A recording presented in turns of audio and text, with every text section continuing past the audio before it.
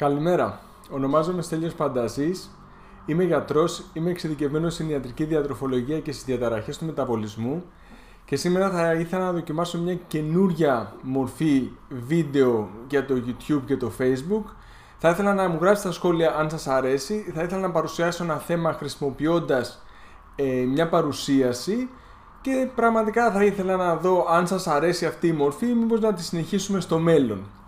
Θα ήθελα να μιλήσω σήμερα για 5 αλλαγές στον τρόπο ζωής που μπορεί να κάνετε σήμερα για να μειώσετε σημαντικά την πιθανότητα να εμφανίσετε στο μέλλον νόσο Alzheimer ή άνοια, που στην προκειμένη περίπτωση χρησιμοποιείται με την ίδια έννοια, εννοώντας το ίδιο πράγμα, αν και δεν είναι ακριβώς το ίδιο. Η παρουσίαση στηρίζεται σε μια μελέτη η οποία δημοσιεύτηκε πριν μερικά χρόνια, έγινε στο Σικάγο και είναι ενδιαφέρον να δούμε τι δήλωσε ο κύριος ερευνητής της μελέτης, ο οποίος είπε ο στόχος της παρούσας μελέτης είναι να κινητοποιήσουμε τον κόσμο ώστε να εισάγει έναν πιο υγιεινό τρόπο ζωής και με αυτόν τον τρόπο να προστατεύσουμε την νοητική του λειτουργία σε μεγάλη ηλικία. Η μελέτη βασίζεται σε 2 ομάδες πληθυσμών, οι οποίοι παρακολουθούσαν ήδη και αρκετά χρόνια. Η μία συνολικά ήταν γύρω στους 3.000 παρακάτι τα άτομα που παρακολουθήθηκαν περίπου για 6 χρόνια και ο μέσος όρος ηλικίας ήταν στη μία ομάδα 73 και στην άλλη τα 81 χρόνια περίπου. 2 στις 3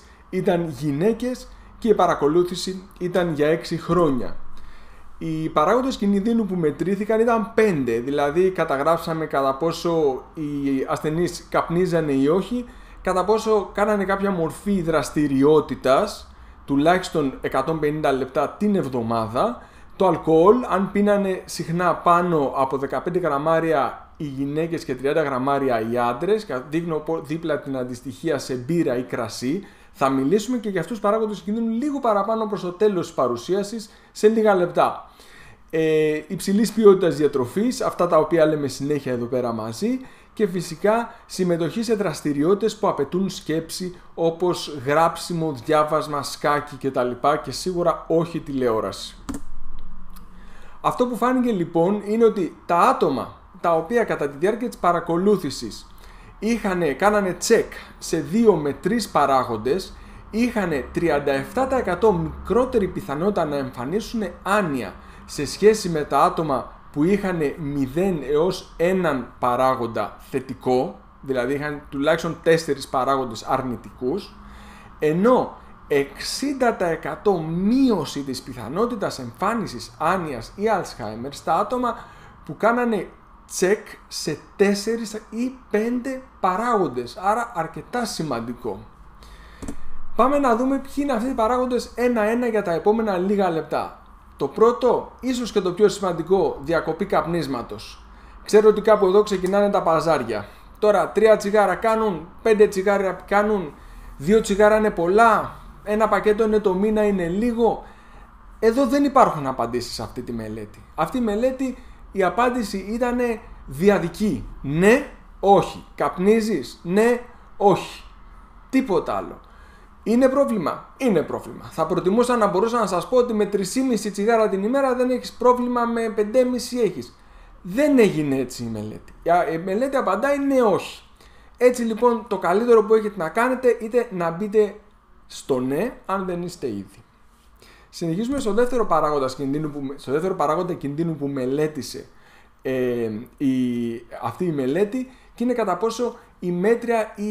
κατά πόσο οι συμμετέχοντες κάναν κάποια έντονη ή μέτρια άσκηση. 150 λεπτά την εβδομάδα ορίστηκε το minimum.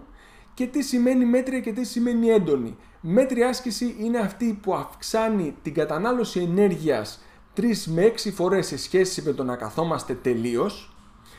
Και εδώ υπολογίζεται ότι όταν καθόμαστε τελείως και με περίπου μία θερμίδα ανά κιλό βάρους. Έτσι ένας άνθρωπος 80 κιλών και οι περίπου 80 θερμίδες την ώρα όταν δεν κάνει απολύτως τίποτα. Αν λοιπόν θέλουμε να πούμε ότι κάνει μέτρια άσκηση, πρέπει η κατανάλωση ενέργειας να πάει 3 φορές πάνω, δηλαδή 3, 8, 24, δηλαδή τουλάχιστον 240 θερμίδες την ώρα. Άρα, και αυτό σημαίνει 120 θερμίδες το μισάωρο. Άρα, αν έχετε κάποιο ρολόι που καταγράφει θερμίδες ή το κινητό σας, υπάρχουν πολλά activity trackers, υπάρχουν πολλές εφαρμογές στο κινητό, απλά ρολόγια που μετράνε δεν είναι απόλυτα σωστά, είναι κοντά όμως. Αυτά λοιπόν που μπορούμε να πούμε ότι και με περίπου 3 με 6 φορές παραπάνω από όσο όταν καθόμαστε, όταν κάνουμε 6 χιλιόμετρα την ώρα βάδιν, άρα όχι περπάτημα σουλάτσο, σέρνο με συνερμού και τέτοια, βάδιν, συνειδητοποιημένα και ζωηρά, 6 χιλιόμετρα την ώρα. Ή όταν κάνουμε ποδήλατο με 15 με 20 χιλιόμετρα την ώρα. Θέλει μια αλφα προσπάθεια, δεν είναι να αφήνουμε το ποδήλατο να πηγαίνει μόνο του κάνοντας μερικές πεταλιές που και που. Θέλει συνειδητά να το πατάμε το πεντάλι. Έντονη άσκηση απ' την άλλη είναι η άσκηση που καίμε παραπάνω από 6 φορές αυτό που καίμε όταν καθόμαστε, που σημαίνει σε έναν άνθρωπο 80 κιλών παραπάνω από 480 θερμίδες, δηλαδή 6-8-48.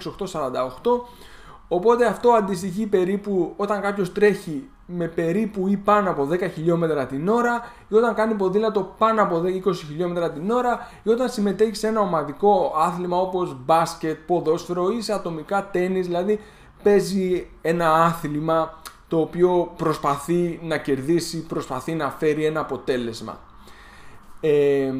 Αυτά λοιπόν για την άσκηση. Πρέπει να πω, αυτό είναι ένα προβληματικό. Ο περισσότερος κόσμος δεν συμμετέχει αρκετά σε δραστηριότητα σωματική και αυτό είναι ένα πρόβλημα, οπότε πρέπει να το δούμε. Ο άλλος παράγοντας είναι το αλκοόλ. Μια απονεμένη ιστορία. Ευτυχώς το αλκοόλ δεν μπορούμε να πούμε ότι ο περισσότερος κόσμος καταναλώνει πολύ. Από το γιατρείο που κάθε μέρα συζητάω με αρκετές δεκάδες ανθρώπους, λίγοι μου λένε ότι καταναλώνουν αλκοόλ καθημερινά. Είναι πιο συχνό το 1 με 2 φορές τη εβδομάδα, λίγο παραπάνω. Ευτυχώς στην Ελλάδα δεν έχουμε μια κουλτούρα που να ευνοεί υπερκατανάλωση αλκοόλ, ούτε μεμονωμένα ούτε καθημερινά. Είναι ένα πρόβλημα που δεν το βλέπω συχνά. Η ανοχή μας στο αλκοόλ όμως είναι μικρή. Για τις γυναίκες 15 γραμμάρια την ημέρα, για τους άντρες 30 γραμμάρια την ημέρα. Υπολογίστε ότι 15 γραμμάρια την ημέρα υπάρχουν σε μια μπύρα 5%, δηλαδή τυπικές μπύρες που κυκλοφορούν στο εμπόριο 30 ml, δηλαδή κάτι λιγότερο από ένα κουτάκι, ενώ για τους άντρες είναι 600 ml, κάτι λιγότερο από μισό λίτρο, κάτι παραπάνω από μισό λίτρο μπύρα βαρέλι. Για το κρασί, βάζοντας μέσα όρο το 12%, υπάρχει ένα εύρος 11 με 13,5%. Ας πούμε αντιστοιχεί σε ένα ποτήρι κρασί 120 ml για γυναίκες, λίγο περισσότερο για τους άντρες, τα διπλάσιο, δηλαδή 240. Αυτό είναι ένα μεγάλο ποτήρι ή 2,5. 240 ml πάντως, να έχουμε το νούμερο ακριβώς. Γιατί και με το ποτήρι μπερδεύεται ο κόσμος. Δεν ξέρει πόσο είναι ένα ποτήρι. Και εγώ δεν ξέρω, όταν μου λένε πίνω ένα ποτήρι, δεν ξέρω τι εννοεί ο κόσμος. Γι' αυτό λέω 120 ml για γυναίκες, 240 ml για τους άντρες. Αλκοολούχα ποτά με 40% ενόπνευμα, όπως το ουίσκι, η βότκα, το ούζο, το τσίπουρο, το τυποποιημένο. Εκεί πέρα μόλις 40 ml για γυναίκες φτάνουν τα 15 γραμμάρια και 80 ml για τους άντρες. Αυτό είναι κάτι παραπάνω από το 1 τρίτο από το καραφάκι για τους άντρες και το 1/5 περίπου για τις γυναίκες το καραφάκι. Άρα η ποσότητα είναι πολύ μικρή, είναι πάρα πολύ εύκολο να ξεφύγουμε, γι' αυτό θέλει μεγάλη προσοχή. Τώρα ο τέταρτος παράγοντας είναι και θα έλεγα η ειδικότητά μου, υψηλής ποιότητας διατροφή. Εδώ πέρα οι ερευνητές εννοούν οπωσδήποτε τη μεσογειακή διατροφή, αλλά και τη διατροφή ή δίαιτα DAS, που είναι μια διατροφή η οποία επίσης είναι μια κατά βάση διατροφή που βασίζεται σε πλούσιες, σε μεγάλη ποσότητα φυτικών τροφών, σαλάτες, φρούτα, φυλλώδη λαχανικά, λαχανικά θρεπτικά. Λαχανικά θρεπτικά σημαίνει όχι πατάτες, ντομάτες κτλ.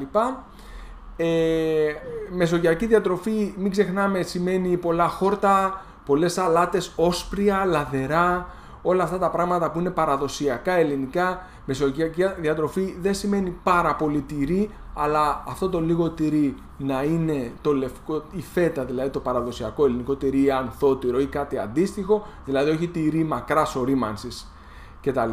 Αυτά ορίζουν τη μεσογειακή διατροφή, αλλά πάνω απ' όλα η μεσογειακή διατροφή ορίζεται μια διατροφή πλούσια σε μη επεξεργασμένες τροφές. Μη επεξεργασμένες τροφές. Αυτό είναι το πιο σημαντικό που ορίζει τόσο τη μεσογειακή διατροφή, όσο και τη δίαιτα DAS, όσο και την υγιεινή διατροφή γενικά. Μη επεξεργασμένες τροφές. Τίποτα άλλο. Τέλος, δραστηριότητες που απαιτούν σκέψη. Ποιες είναι αυτές? Γράψιμο με το χέρι, διάβασμα, να κρατάμε ημερολόγιο, τραπέζια παιχνίδια όπως σκάκι, ντάμα, τάβλη, σταυρόλεξα, σουντόκου, ακόμα και ψηφιακά παιχνίδια στον υπολογιστή φαίνεται ότι βοηθούν, άρα καλύτερα να μην παίζουν τα παιδιά, μάλλον να παίζουν οι μεγάλοι ή τουλάχιστον να παίζουν μαζί. Πλέξιμο, χειροτεχνία, ξυλογλυπτική, βελονάκι κτλ. Τεχνική σε πυλό, κεραμική, όλα αυτά είναι καταπληκτικές ιδέες. Οπωσδήποτε πρέπει να φροντίζετε όσο περισσότερο μπορείτε να μαθαίνετε νέα πράγματα, ίσως μια νέα γλώσσα, μια νέα τέχνη, κάτι καινούριο, ακόμα και διαδρομές στον δρόμο. Μην πηγαίνετε μηχανικά με το GPS. Προσπαθήστε να σκεφτείτε όταν έχετε τουλάχιστον την πολυτέλεια του χρόνου. Όσο σκεφτόμαστε το μυαλό δουλεύει. Σαν ένα μυς είναι και το μυαλό. Όσο το χρησιμοποιούμε δυναμώνει, όσο δεν το χρησιμοποιούμε αποδυναμώνεται. Αν κάθεσαι τηλεόραση παθητικά δεν βοηθάει καθόλου. Όπως έλεγε και ένας επιμελητής στο νοσοκομείο, κλείς την τηλεόραση. Συμφωνώ μαζί του. Μουσική, χορός, να μάθεις ένα καινούριο όργανο, ίσως από τις πιο πολύπλοκες και απαιτητικές νοητικές δραστηριότητες που μπορεί να κάνει κάποιος. Συνδυάζει αυτή, μάτι, δάχτυλα, σίγουρα αξίζει. Αυτές λοιπόν είναι μερικές από τις δραστηριότητες που απαιτούν σκέψη και βοηθούν. Συμμετέχοντας, κάνοντας τέτοιες δραστηριότητες, μεγάλο όφελος για τον εγκέφαλό μας, τον δυναμώνει, τον προστατεύει. Αυτές λοιπόν ήταν οι 5 αλλαγές που μπορείτε να κάνετε σήμερα στον τρόπο ζωής σας και να μειώσετε την πιθανότητα να πάθετε άνοια ή να τη συστήσετε σε κάποιον για τον οποίο ενδιαφέρεστε και ανησυχείτε να μην πάθει κάτι τέτοιο, και γιατί όχι να το κάνετε και μαζί, αυτό θα τον βοηθήσει ακόμα περισσότερο, να το ξέρετε αυτό. Αν σας φάνηκε το θέμα ενδιαφέρον, παρακαλώ πολύ πατήστε το κουμπί μου αρέσει, μοιραστείτε το βίντεο με άτομα που θα το βρούνε ενδιαφέρον, γραφτείτε στο κανάλι μας και μην ξεχάσετε να χρησιμοποιήσετε τα σχόλια για να μας πείτε αν σας άρεσε αυτός ο τρόπος παρουσίασης και ενδεχομένως και για θέματα που θέλετε να πούμε στο μέλλον. Σας ευχαριστώ πολύ.